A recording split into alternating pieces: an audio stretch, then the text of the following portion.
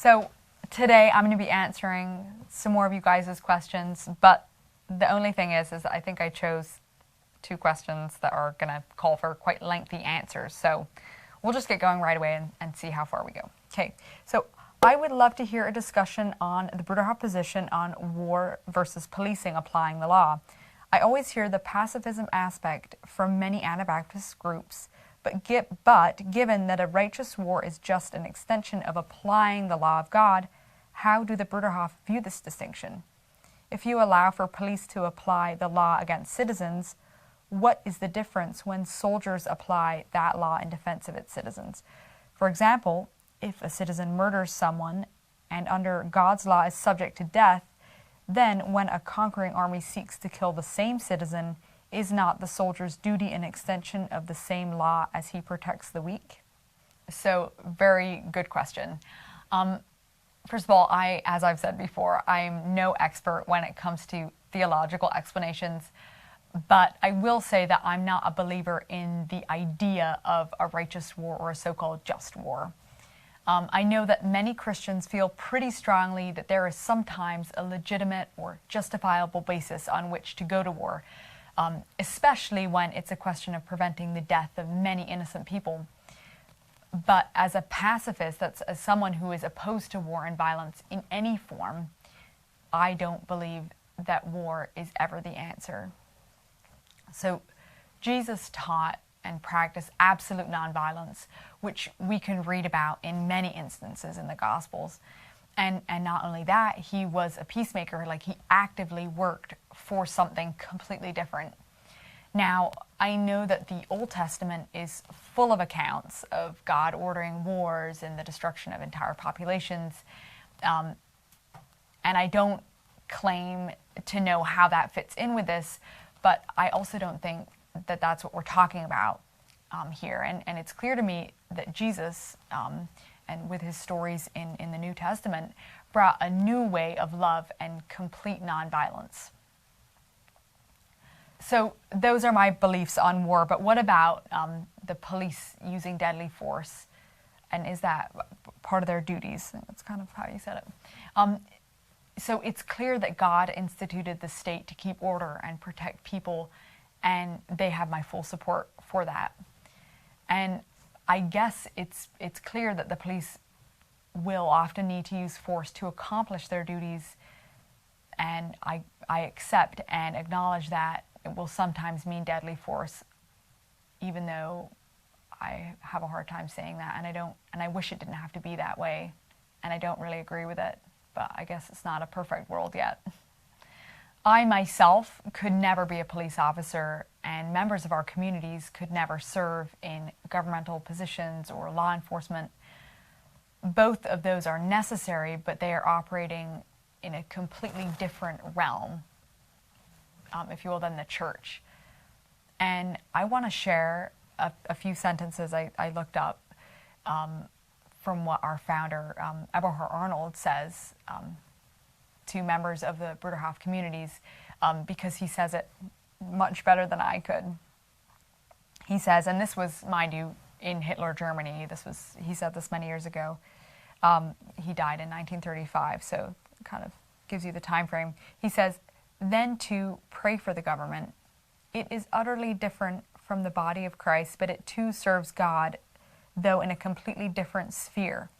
The authorities are necessary. Crime could not be kept under any kind of control without them. So you should recognize government authority, but not become part of it." So, I hope you like that quote. But just to recap in broad strokes, and hopefully this answers the question, I and we here at the Bruderhof acknowledge the need for the state to protect the vulnerable, in the form of police. But we and I can't ever participate or support the use of lethal force. So it's kind of intense, but I guess that's what's happening all over now. Okay, so the next question is here. Whew, it's a long question, but it's a good one. So here goes.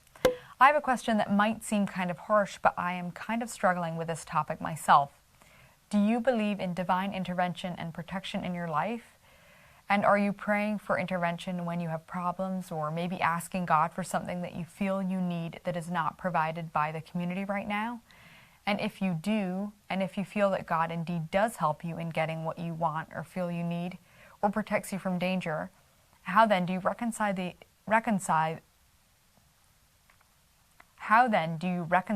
the idea that God helps you and protects you and is interested in the minute details of your life, but still lets so many other people suffer horribly and did not protect so many people, for example, from the Holocaust, or from bombs in Syria or Libya, or from slavery and trafficking? Or with the knowledge of all people who are homeless or suffer from hunger or illness or natural disasters or accidents, or see their children suffer and who don't get divine intervention? I have met Christians who are sure God gave them a bike they wanted, but isn't that saying they think they get special treatment from God and that they are okay with it? And is it really plausible that a good and loving providence will help one person but let so many others suffer? So, first of all, thank you for those questions. And I have to say that I don't really have like a big, good answer for them. I honestly don't think anybody does. But thanks for putting all that into words, because it's something that I also struggle with. And as a mother, I think about it especially in relation to children, my children and the billions of other children that are just like them all over the world. And I am extremely fortunate to be able to give my two sons everything they need and more. And it's just hard to understand why so many other mothers, because of circumstances, of where they live, or whatever, they have to watch their children suffer for lack of basic necessities of life, like food or clothing or medicine. And since children are always innocent, their suffering is especially difficult and hard to make sense of. So I kind of thought about this a little bit, and I have a few thoughts that I want to tell you and share with you. And I'll start with the easy part, which is about prayer. Yes, I believe in divine intervention and in asking God when I'm in need of something. But I've always thought that when Jesus tells us to ask in my name, which he says a couple times in the Gospels, it means that whatever I am praying for needs to be about more than just my wishes or my happiness or satisfaction. It needs to be about joining my will with God's will. And that means not asking for selfish things like a bike, for example. It also means being ready to accept an answer that is not in line with what I'm hoping for, which is always tough to accept. Or maybe it means not getting an answer at all, and then I'll have to just have faith and trust and leave it in God's hands. For example, a couple of years ago, I had a friend who had cancer, and we all prayed for healing, and that person, they passed away. And as hard as it was to accept, I don't think that means that God didn't answer my prayers or our prayers. I believe that God always hears, and that he answers as he sees fit, even if we don't understand it and even if it's extremely difficult. But I think that the heart of this question is, where is God in the tremendous need and suffering that is going on right now, and that has been going on since the beginning of time? And how can a good and loving God allow it? And I think that there's been millions of people all over the world who have asked this exact question. Part of the answer lies in recognizing that all the suffering is a result of sin, of humankind working against God, and each of us is guilty of that. Each of us have played a part in this sin and guilt. I remember being told about this picture of a scale that is perfectly balanced, with the weight of suffering on one side and the weight of sin on the other. So, like I said before, I don't have any clear answers on this, but I want to use the words of two people that helped me make a little bit of sense of it. So the original question that you asked mentions the Holocaust, and both of the people that I want to quote from or refer to both experienced that firsthand. And the first is Corrie ten Boom. And actually, my grandfather introduced me to a lot of her writings. So anyway, she was a writer living in the Netherlands. And during the Second World War, she and her father and sisters helped many Jews escape from the Nazis by hiding them in their home. Eventually, she was arrested and sent to the Ravensbrück concentration camp, where she saw tremendous suffering, and also of her own siblings who actually died in that camp. Anyway, after all this, she wrote a poem called Life is But a Weaving, and it talks, very beautiful poem, and in it, it talks about how life is a tapestry, and here on earth we can just see the back of it, which is full of knots and string ends and the hard things in life. It symbolizes the hard things in life. But God has a plan and a reason for everything, and He sees the beautiful finished product on the other side. So I just want to share one verse that goes like this from the poem. The dark threads are as needful in the weaver's skillful hand as the threads of gold and silver in the pattern he has planned. So I think that that's a very beautiful line. All the suffering, these dark threads, are not without reason. And I think it's important to remember that. Then the other thing I thought of was a scene from a book called Night by Elie Wiesel. And this book is based on his experiences with his father in the concentration camps in Germany. He tells the absolutely horrifying story of a young boy in the camp who was caught because he took part in sabotaging an electrical plant that was supplying energy that was in turn being used to injure prisoners. And as soon as he was caught, he was sentenced to death, and all the prisoners in the camp were forced to stand there and watch as he was hanged.